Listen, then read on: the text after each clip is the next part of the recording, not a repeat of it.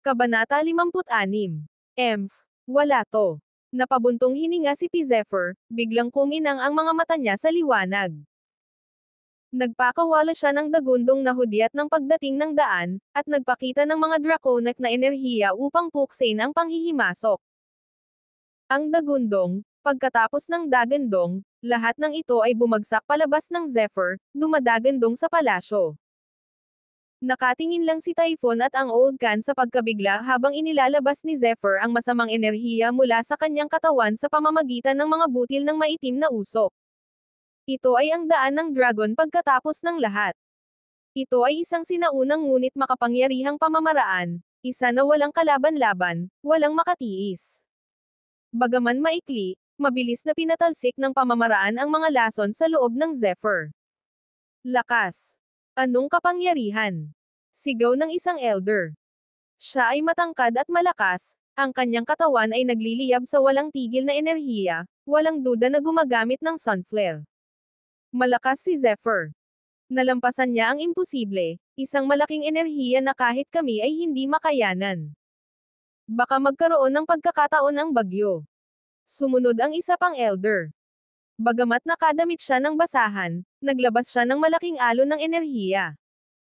Ang kanyang katawan ay napapalibutan ng dumadaloy ngunit tuloy-tuloy na daloy ng enerhiya, isang malinaw na practitioner ng flow.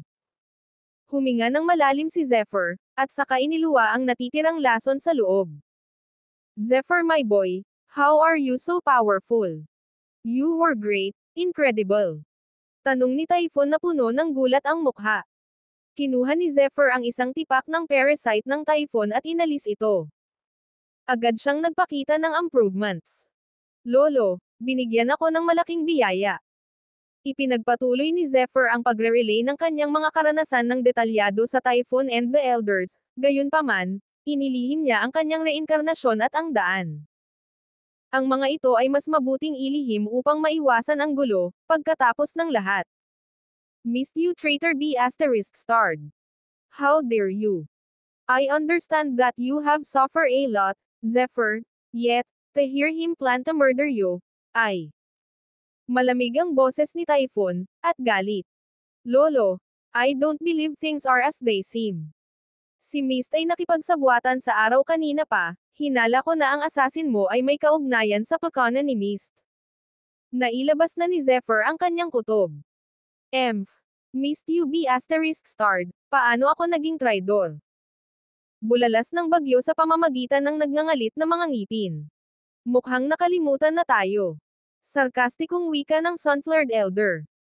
Pagkaraan ng ilang oras na pag-uusap, sa wakas ay nalaman na ni Zephyr kung sino ang mga elder.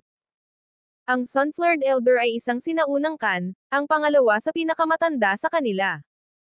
Ang Flow Elder ay ang pinakamatandang Khan, ang kanyang posisyon sa pamilya ay pinahahalagahan ng labis. Mahal na mga elder, nanumpa kayo noon, kung may anumang pinsalang dumating sa Khan, kaya't kung ito ay maglalagay sa panganib sa amin sa kabuuan, kayo ay magpakita ng inyong sarili. Nagmamakaawa si Typhon. Ang Khan ay nasa isang mahirap na kalagayan ngayon, kailangan ka namin. Tama ka Typhon, dapat naging son ang assassin mo. This is all a son scheme. Maaaring may lihim na manlalaban ang araw na may ganoong kakayahan. Kailangan nating kumilos. Nagsalita ang nakatatandang elder. Lahat sila ay mabilis na nagsimulang bumuo ng isang plano. Kabanata 57. Sa suporta ni Typhon Khan, at ng dalawang elder, alam ni Zephyr na malapit na ang oras ni Mist. Bagamat karamihan sa mga Khan ay kinawayan, tinutulan, at inapi si Zephyr, lahat sila ay mga crony ni Mist. Sa huli, si Zephyr ay isang Khan pa rin, at ang isang Khan ay hindi tatayo na panoorin ang kanilang dakilang angkan na nawasak. Sa isang kisap mata, lumipas ang ilang araw. Nanatiling nakabantay si Zephyr mula noong ulat ni Lewis. Si Zephyr ay nakaupo sa kanyang bahay, malalim ang iniisip, sinasanay ang kanyang espiritu. Alam niya na ang pagiging isang medicine man ay isang revered at kumikitang karera, lalo na sa isang undersaturated market. Bukod dito, ang mga pagsubok na kinuha upang maging isang medicine man ay kakaunti at malayo sa pagitan. Not to mention, napakahirap. Alam ni Zephyr na kailangan ng kanyang espiritu na tumugma sa mga kinakailangan. Ang kalidad ng isang gamot ay lubos na nakadepende sa lakas ng kanilang espiritu. Kung walang malakas na espiritu, kaunti lamang ang magagawa ng isa sa mga halamang gamot at essence na kasangkot. Matagal nang muling nagkatawang tao si Zephyr, at sa lahat ng ito ay sinasanay niya ang kanyang sarili. Ngayon na ang oras, naisip niya, para sanayin ang kanyang espiritu. Bagaman lahat ay may espiritu sa kanila, kailangan nilang sanayin tulad ng iba pang mga kalamnan, naisip ni Zephyr. Even in my previous life, my old master spirit was as strong as my focus. Sadly, he's nowhere near now. I should visit him later, pagtatapos ni Zephyr sa sarili. Hindi niya madaling makakalimutan ang kanyang pasasalamat sa kanyang dating amo. Minahal pa rin niya ang kanyang dating amo sa kabila ng bagong buhay na kanyang pinamumunuan. Huminahon ang nerbiyos ni Zephyr, bumagal ang kanyang paghinga, at hindi nagtagal, naramdaman niya ang pag-uugnay nito sa kanyang espiritu. Ano? Ano ito? Naisip ni Zephyr, habang lumilitaw sa kanyang isip ang spirit realm. Siya ay kawili-wiling nagulat, naisip niya na kailangan niyang sanayin muli ang lakas ng kanyang espiritu, at gayon paman, ang kanyang espiritu ay dumaloy ng may labis na lakas sa loob niya. Ganyan kalakas, malamang na dinala ito mula sa aking nakaraang buhay at sumanib sa isang ito, ngayon ito ay nagiging mas malakas. Napaisip si Zephyr. Nakikita ko ang dagat na ito ng lakas, ako ay dapat na isang 3-starred medicine man. Tuwang-tuwa si Zephyr. Ang isang 3-starred medicine man ay isa ng malakas, kaya ng marami. Kung may lalabas ang impormasyong ito, walang alinlangang magdudulot ito ng kaguluhan, at higit pa sa Starlight, at hanggang sa abot ng kaharian. Edad. Ito ang pinakamahalagang kadahilanan. Si Zephyr ay binatilyo pa lamang, ngunit taglay niya ang gayong dakilang espiritu. Kung ipagpapatuloy niya ang pagsasanay para sa isa pang 10 taon o higit pang mga taon, tiyak na siya ay isang alibughang mangamot. Ang sinumang gamot na nagkakahalaga ng kanyang asin ay madaling tumulong sa mga kaharian sa kanilang pananakop, o personal na maimbitahan na maglingkod sa matataas na akademya sa malaking bayad. Oh, ano ito? Kumunat ang noo ni Zephyr, naramdaman niyang may kung anong naliligaw sa kanyang diwa. Isang palso. Itong palso ay sobrang iba, masyadong madilim ano ito. Naisip ni Zephyr, hindi mapalagay, ito ang kanyang personal na kaharian ng espiritu. Anumang kamalian dito ay maaaring mapinsala o mapatay siya. Kailangan kong mag-imbestiga. Bagamat nag-iingat si Zephyr, at lumabas upang siyasatin ang palso, upang mahanap ang pinagmulan nito.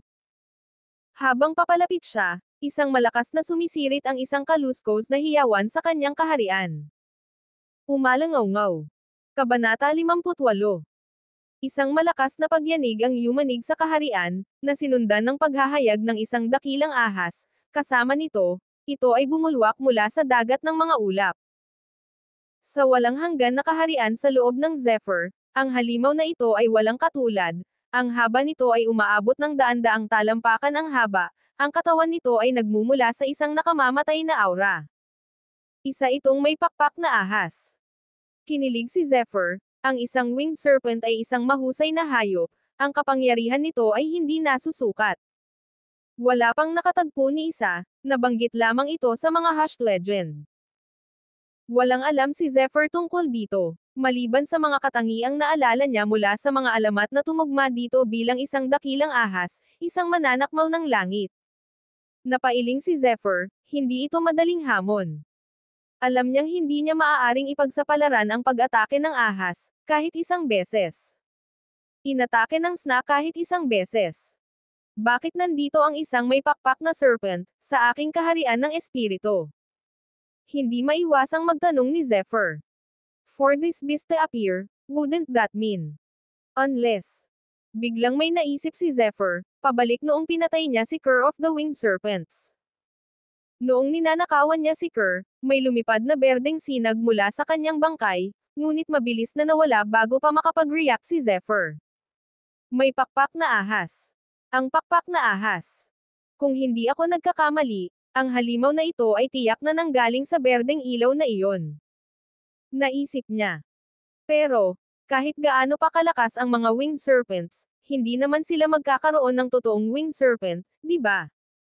Nagpatuloy siya sa pagmumuni-muni. Maliban na lang kung, ang may pakpak na serpent sa aking kaharian ng espiritu ay hindi isang tunay na hayop, ngunit sa halip ay isang pagpapakita ng espiritu. Tumingin siya sa dakilang halimaw at nagtaka. Nang makita ito, lalong naging sigurado si Zephyr sa kanyang hula.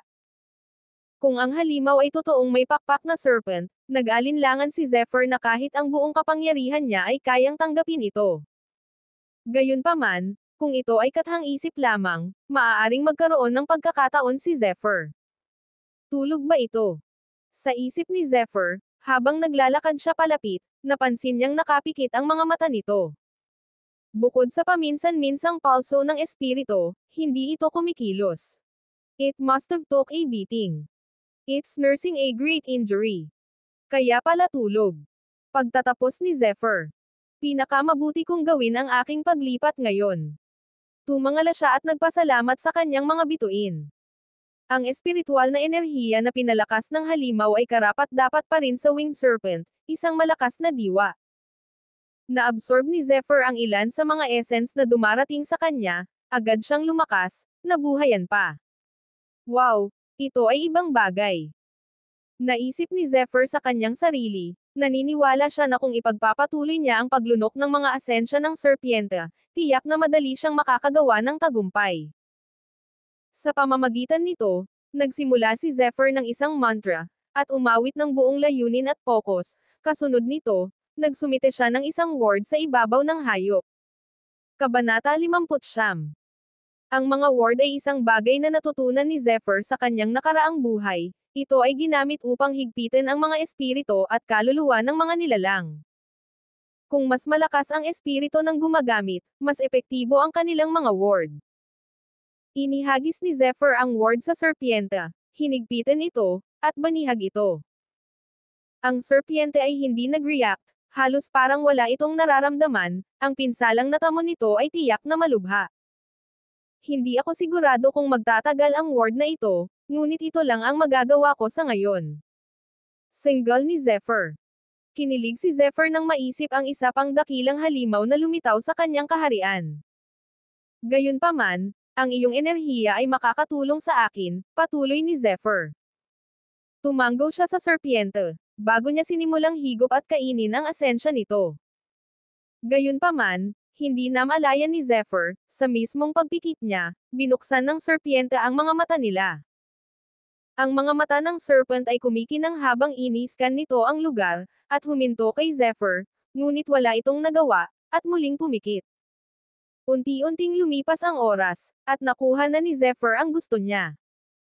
Ang kanyang mga espiritual na kapangyarihan ay nadagdagan ng sari-sari mula sa kelob ng serpiente. Nagpasya si Zephyr na sanayin ang kanyang espiritu sa ganitong paraan, araw-araw. Kalahating buwan na ang lumipas mula nang magsimula si Zephyr sa kanyang pagsasanay. Sa araw na ito, may nangyari sa kanyang isipan. Nagpakawala si Zephyr ng matinding enerhiya, isang malakas na dagandong ang nagmula sa loob ni Zephyr, at umalangaw-ngaw sa kanyang kaharian, nagpadala ito ng mga shockwaves sa lahat ng dako. Isang draconic na dagandong. Hindi napigilan ni Zephyr na maging masaya, ang dagandong ay hudyat ng malawak na improvement ni Zephyr. Ako ngayon ay isang 4-starred medicine man. Sabi niya habang nakangiti ng malaki. Gayunpaman, malapit na itong maputol habang nagmamadaling tumakbo si Louis patungo sa silid ni Zephyr. Huminga ng malalim si Zephyr, sa loob lang ng kalahating buwan, lumakas ang kanyang espiritu. Naramdaman niya ang mga pagbabagong dulot nito, ang kanyang 5 pandama ay nanginginig sa mas mataas na sensitivity. Bilang isang 4-starred medicine man, siguradong makakagawa ako ng makapangyarihang mga table tasks at elixir. Masayang bulalas niya. Gayunpaman, naputol ang kanyang pagdiriwang nang umalangaw-ngaw ang sigaw ni Louis sa lugar. Master, nandyan ka ba? Kumunot ang noo ni Zephyr, at mahinahong sumagot, enter. What is? Pumasok si Louis bago pa man matapos ang sentence ni Zephyr, puno ng pawis ang mukha. My lord. This is bad. The Khan were attacked. Grabe ang sugat nila. Lalong lumakas ang pagkunot ng noo ni Zephyr. Ano? Nagpatuloy si Zephyr, ang angkan ng Khan ay isa sa 2 dakilang angkan ng Starlight, sino ang nangahas na salakayin tayo? Accordingly, it was the sun. They've always seen US as annoyance on their territory. The reason for this conflict stemmed from a co-owned quarry, sagot ni Lewis. Ayon sa isang nakaraang kasunduan, ang araw ay binigyan ng karapatang magmina sa loob ng ilang sandali, bago ito ibalik sa Khan. Gayunpaman, ayaw na nilang tuparin ang kanilang salita. Nagnganga ang ngipin ni Zephyr pagkatapos magsalita ni Lewis. Pagkatapos ay sinabi niya, ang araw. Tara at tingnan natin. Kabanata 60. Nakaupo si Mist sa engranding palasyo ng Khan, sa gilid niya ay mga hanay ng mga taong Khan na nag-aaway sa isa't isa.